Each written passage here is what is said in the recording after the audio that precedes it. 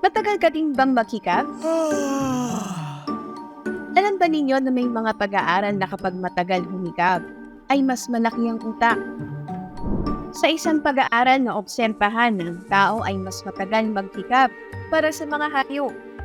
Ito ay iniuugnay sa teorya na ang paghihikab ay isang paraan para mag-cool down ng utak.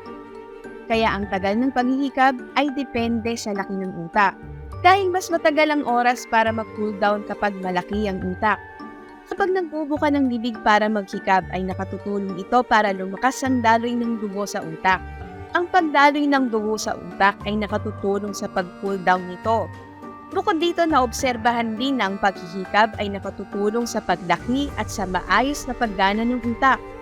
Kaya kapag naghihikab ka, huwag mong pigilan dahil bukod sa paraan ito para mag-refresh ang ating utak, ito ay reminder din na ang ating utak ay nilikha ng isang matalinong manlilikha. Now you know!